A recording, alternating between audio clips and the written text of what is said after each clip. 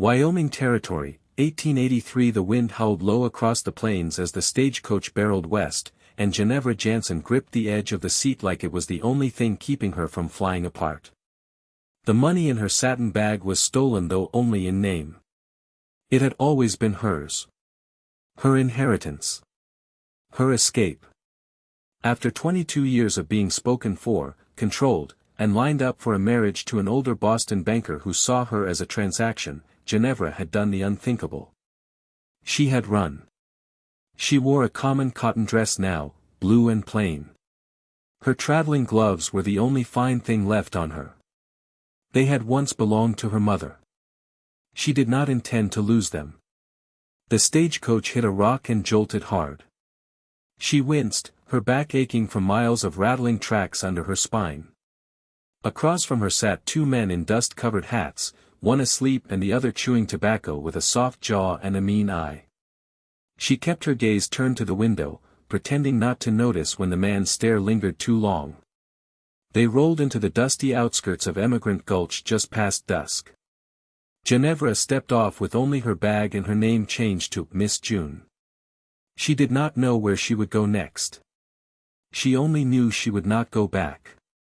The town was winding down for the night. Lamps flickered behind windows. The saloon lit up with laughter and music. She walked fast, boots crunching on gravel, until she spotted a wooden sign swinging in the wind, Clay Creek Ranch Hands Wanted. She turned toward it like it was fate calling her name. The bunkhouse was silent when she arrived, save for a horse snorting in the nearby corral. She followed the light inside the barn, hoping someone would be there. She found him brushing down a chestnut gelding, his sleeves rolled, arms strong and sun-browned, hair the color of dry wheat. He turned at the sound of her boots and stood tall. "You lost?" he asked, voice low but kind. Genevra straightened. "No. I saw the sign for work. I can clean, cook, or sew. I am not afraid of horses." He looked her over, not in the way the man on the coach had, but like he was trying to understand why she was here at all. "I am Quentin Carver," he said, wiping his hands on a cloth. "Foreman here. We house men mostly, but if you are needing safety," his eyes narrowed just slightly. "You running from someone?" She lifted her chin. "I just need work." He nodded once. "All right, then. You can stay in the old tack room. It has a stove. You will cook for the hands in the morning." She followed him around the back.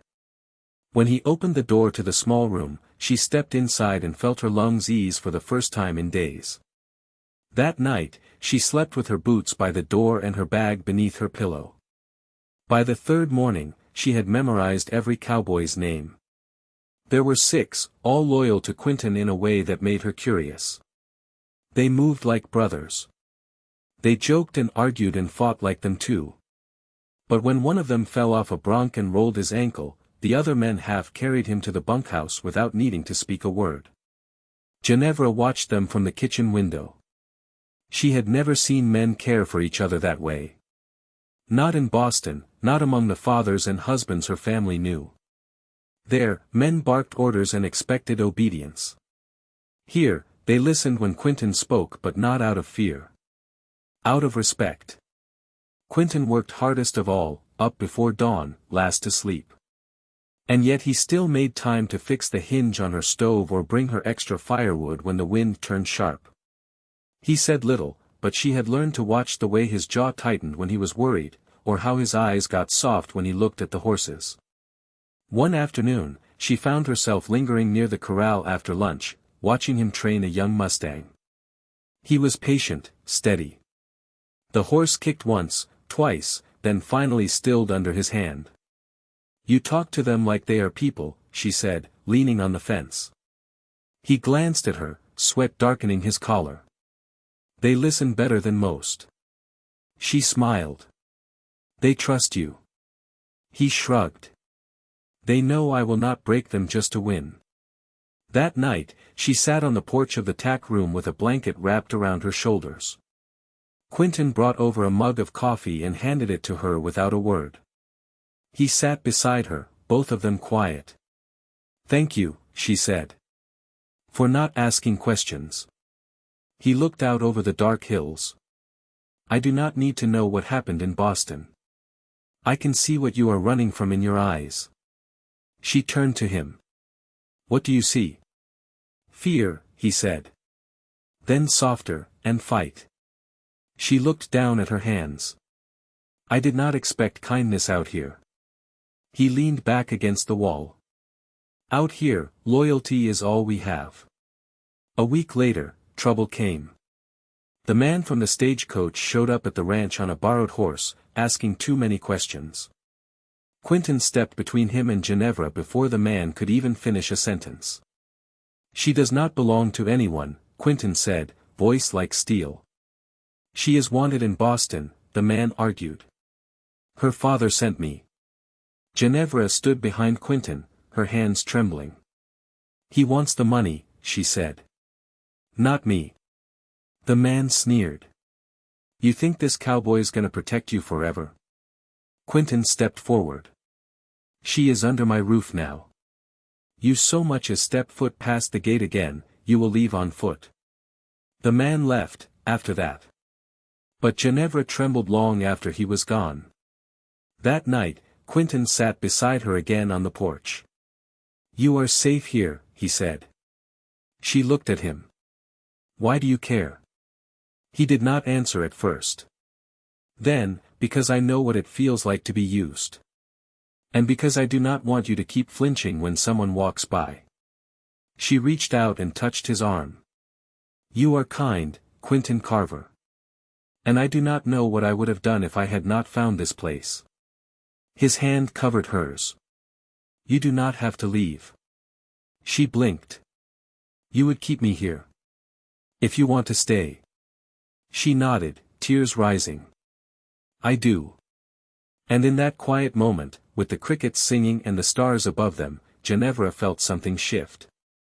Not just safety. Not just relief. Something like the beginning of love.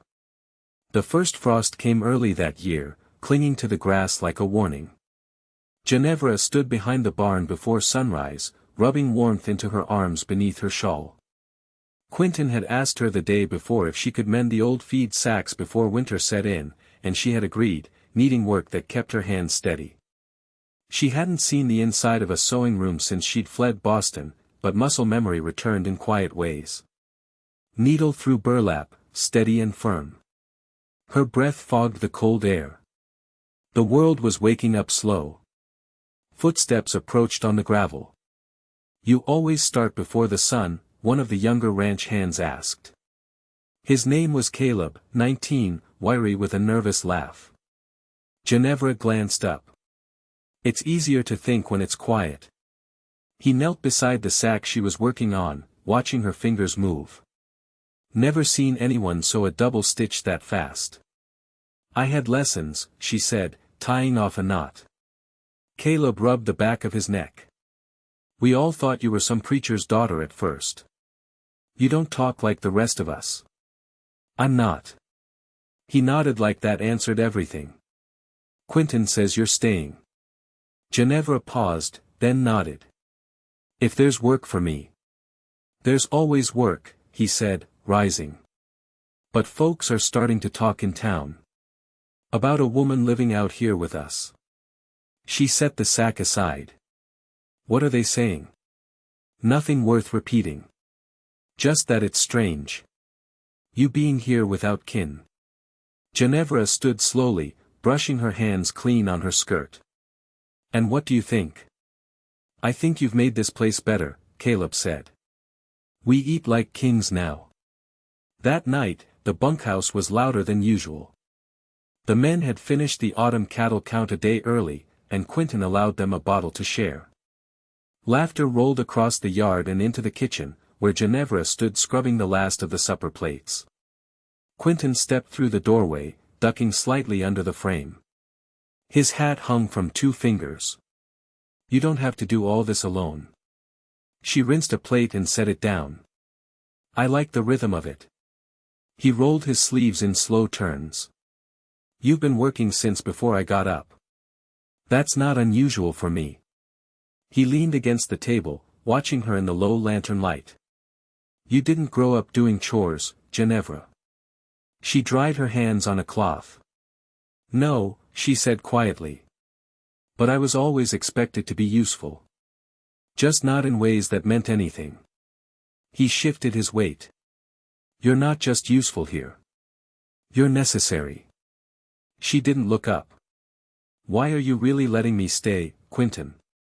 He stepped forward, voice low. Because the first time you looked me in the eye, I saw someone trying not to fall apart. And now you walk like you've got ground under your feet again. She turned to face him. I still feel like I'm hiding. You're not. She held his gaze, her voice barely above a whisper. Then what am I? He didn't reach for her, didn't move closer. But his voice softened. You're someone who came out here and changed the way a place feels. That's not hiding. That's building something. She blinked quickly, then nodded once. The next day, the town schoolteacher arrived on a borrowed mule, her bonnet slightly askew and her arms full of parcels. She'd come looking for help transporting winter supplies from the depot. Quentin sent 2 hands, and Genevra offered to help her sort the goods. In the schoolhouse, Genevra helped count blankets and dried apples while the teacher, Miss Eliza Keene, watched her with open curiosity. You're not from Wyoming, Eliza said, wrapping twine around a crate. No. You're not married. No. Then you're braver than most women I know. Genevra set a stack of slates aside. That's not how people usually see it. Eliza smiled faintly. Women who live out here don't always get to choose. Seems to me, you did. They fell into companionable silence, and when the sorting was done, Genevra walked back to the ranch with the wind tugging at her skirts. Quentin was waiting near the corral, one hand resting on the rail. You all right? He asked, eyes scanning her face. Yes, she said. I think I made a friend. He gave a slow nod. Good. You need people who see you for who you are now, not who you were. She stepped closer. And who do you see? He didn't hesitate. Someone strong enough to start over. The next morning, Genevra found her gloves folded neatly on the tack room shelf. She hadn't noticed they were missing. There was a note beside them in Quentin's careful hand. Found these by the pump. Thought you'd want them back. She turned them over in her hands, the leather warm from the sun. When she stepped into the kitchen to start breakfast, he was already there, peeling potatoes like it was the most natural thing in the world. Thought I'd help, he said without looking up. She stood in the doorway, heart steady. You already are. The wind had shifted again, this time from the north, carrying the scent of snow. Genevra stood in the root cellar, sorting through jars of beans and onions, when the floor above her creaked with a measured step. She surfaced with a basket of turnips and found Quentin waiting by the ladder, sleeves rolled down, collar buttoned against the cold. I need to ride up beyond the ridge line, he said. The north fence is giving under the weight of the elk. She set the basket on the shelf. Will you be gone long? Until after sundown, he said. I'll take Caleb. But we'll need warm bread when we get back. She tilted her head. Is that a request or a promise? His eyes met hers, steady. It's a wish. Later, when the sun was leaning westward, she stood at the stove kneading dough, fingers dusted white. The warmth from the fire filled the kitchen, but her thoughts drifted toward the hills, picturing hooves crunching over frozen earth, Quentin's form bent low in the saddle. She had not meant to miss someone like this. The door eased open near dusk, bringing in a gust of bitter air and boots she didn't recognize. An older man stepped in, gray streaking his beard, wool coat lined with years of wear. He removed his hat and nodded once. Looking for Carver, he said. Name's Harlan Tate. I used to ride this land. Genevra wiped her hands on a cloth. He's out checking the high fence. Won't be back till dark. Tate glanced around the kitchen. You the one they said's been mending things? She nodded, wary. He pulled out a chair and eased into it like he'd known it for years. I ran fence with Quentin's father before the war. That boy grew up faster than he should've. Genevra poured him a cup of coffee without asking. He doesn't talk about his family. He wouldn't, Tate said, wrapping his hands around the mug. His father died on this land. Frostbit lungs. Too proud to leave the herd behind. She folded the cloth in her hands. That's why he works so hard. Tate nodded once. He buried his father with his own hands. Led the men through a winter that should have broken them. They stayed because he didn't flinch. She turned toward the window, snow beginning to dust the yard. He doesn't let people carry the weight with him. No, said Tate, finishing his coffee. But he notices when someone tries. He stood, placing the mug gently in the wash basin. Tell him I stopped by. And that the far ridge still remembers his footprints. When the door closed behind him, Genevra stood for a long moment, the room silent but for the ticking of the firewood settling. The snow deepened after nightfall. She lit the lanterns one by one, the glass chimneys fogging with heat. When the horses finally came into view, she stepped out onto the porch, shawl pulled tight around her shoulders. Quentin dismounted slow, his coat stiff with frost. You're late, she said, voice low. Fence needed bracing, he said, brushing snow from his hair. Caleb had already gone toward the bunkhouse, boots crunching quick over the frozen path. Quentin lingered, tugging off his gloves. Harlan Tate came by, she said. Quentin looked up, surprised. He's still breathing. He said the land remembers you. Quentin didn't answer right away. He taught me how to read the wind. Said it spoke truer than any man. Genevra stepped down from the porch. You never told me about your father. Quentin's jaw moved once. He died out there. I was 16. Thought if I worked hard enough, I wouldn't have to feel it. She reached for his hand, fingers cold against his. You don't have to carry all of it alone, Quentin. He looked at her then, really looked, and something in him eased. Not softened, but steadied. Inside, the bread was warm and the fire crackled low. She ladled stew into bowls while he peeled off his coat and hung it near the stove. They ate in silence, the quiet kind that filled the space between them like a bridge. When the meal was done, he stood and reached for her plate. She let him take it, then caught his wrist before he turned. You've built something here, she said. Not just a ranch. A place where people stay because they want to. His gaze held hers. You could stay too. I already have, she said softly. He stepped closer. Then tell me what you want, Genevra. She didn't waver. I want to build something, too. With you. He touched her cheek with the back of his fingers, rough and warm. Then we'll build it. Slow, but solid. Outside, the wind pressed against the windows, but inside, the world held steady. The first heavy snow fell overnight, blanketing the land in white silence. Genevra stood at the window of the tack room just past dawn, watching the light shift across the yard. The corral posts wore soft caps of snow, and the horses moved with careful deliberation, their breath rising in plumes. She pressed her hand to the windowpane, the cold seeping through her skin and settling somewhere behind her ribs. By the time she reached the kitchen, the men had already returned from the morning feed, their coats hanging heavy with melted snow. Quentin stood over the stove, setting strips of salt pork into a cast iron pan with practiced movements. She paused just inside the doorway, the warmth of the room wrapping around her like a thick quilt. You're up early, he said without turning. The snow woke me, she replied, moving to the table. Something about how quiet it gets. Like the world's holding its breath.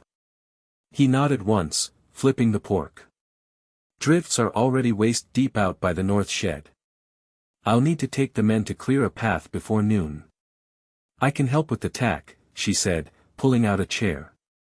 He glanced at her then, brow faintly furrowed. You sure?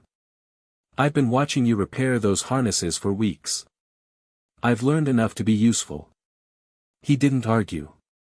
Instead, he passed her a plate and sat down across from her, his boots leaving faint puddles on the floor. They ate in quiet rhythm, the sound of the stove filling the spaces between them. When he finished, he wiped his mouth with his sleeve and leaned back. Caleb's been talking about fixing up the old cabin past the creek, he said. Said he wants something of his own.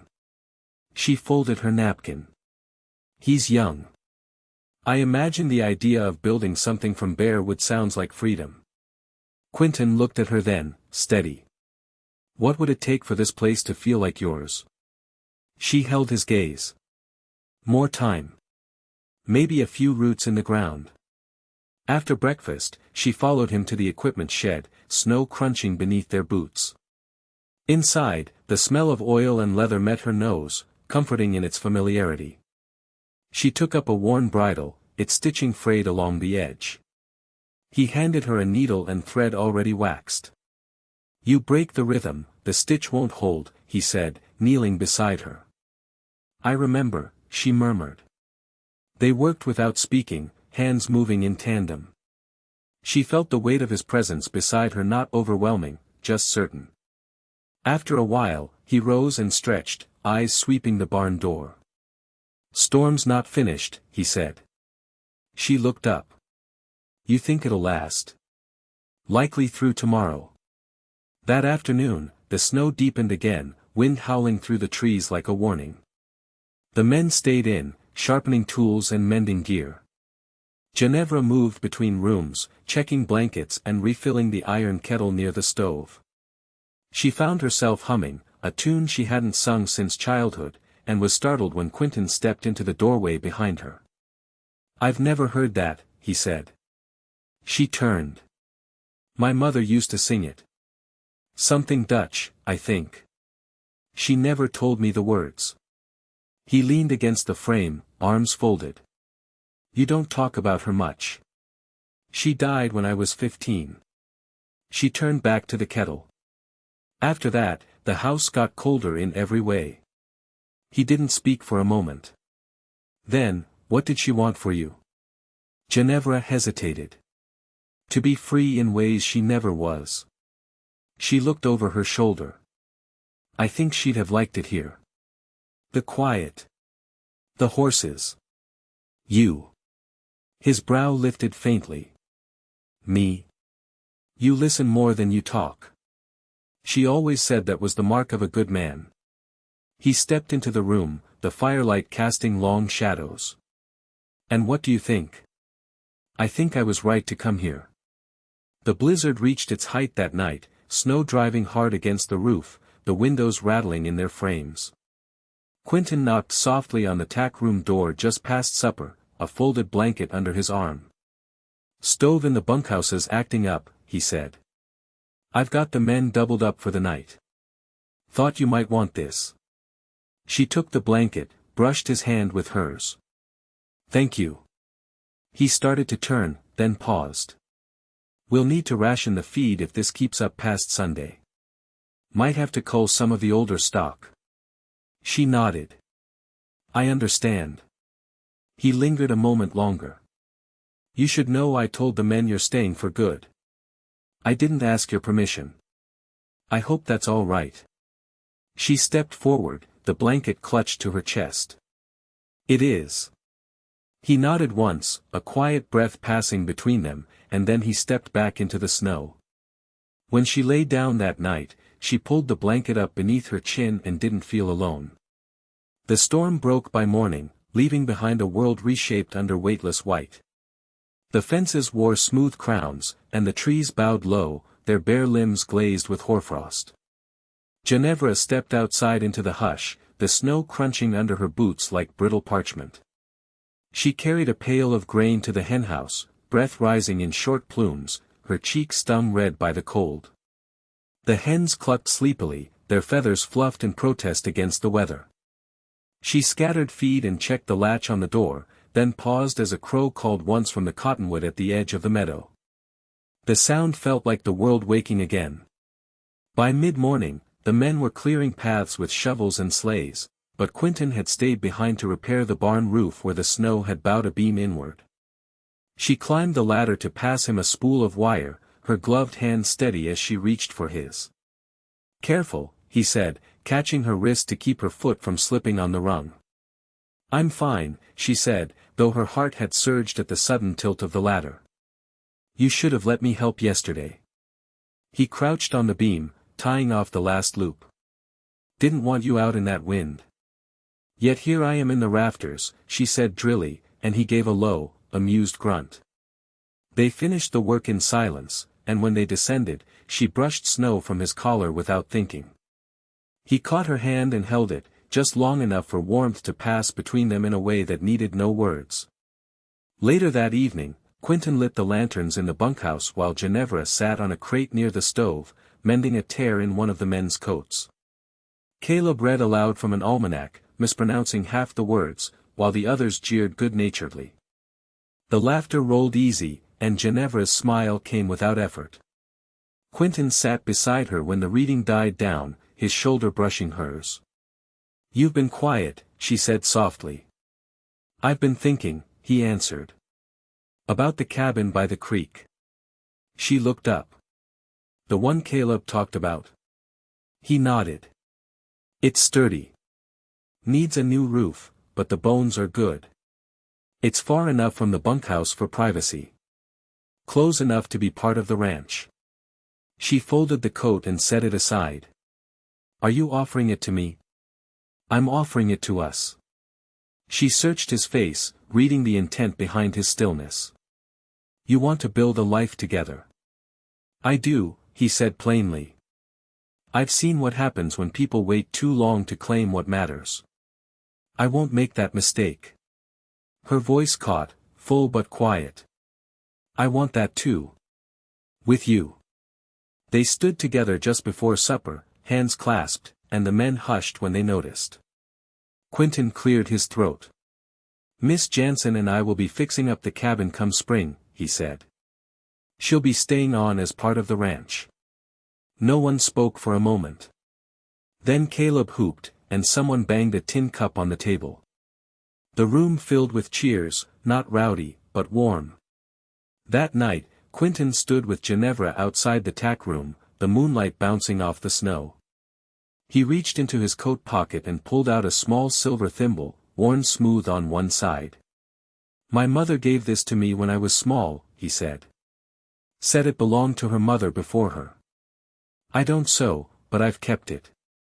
She held out her hand, and he placed it in her palm. "You're not proposing with a thimble, are you?" she asked, half teasing, half breathless. "I'll carve a ring when the snow's gone," he said. "But for now, I wanted you to have something of mine." She closed her fingers around it. "Then it's enough." They kissed under the open sky, their breath mingling in the cold, and the world around them felt still in a way that only comes when something has landed into place, right and final. The cabin took shape by slow inches. In spring, the roof was re-shingled and the hearth repaired. Genevra planted lavender by the side wall. Quentin built a rocking chair from pine, each joint carved by hand. By summer, the windows opened to the scent of wild sage, and the porch held 2 pairs of boots instead of 1. The town adjusted in quiet ways. Miss Keene came for tea each Thursday. Harlan Tate stopped by once with a box of nails and stayed until dusk. No one questioned Genevra's place anymore. She belonged, and it was understood. In time, Quentin added another pasture to the north, naming it June Field, though he never said so aloud. She found the name carved into the gate one morning and didn't mention it, just ran her fingers over the letters and smiled. When the first snow of the next winter fell, they stood at the window of their cabin, hands twined, watching the hills disappear beneath white. Inside, the fire burned strong. Outside, the land held steady. And in the center of it all, they had built something lasting, quiet, true, and entirely their own.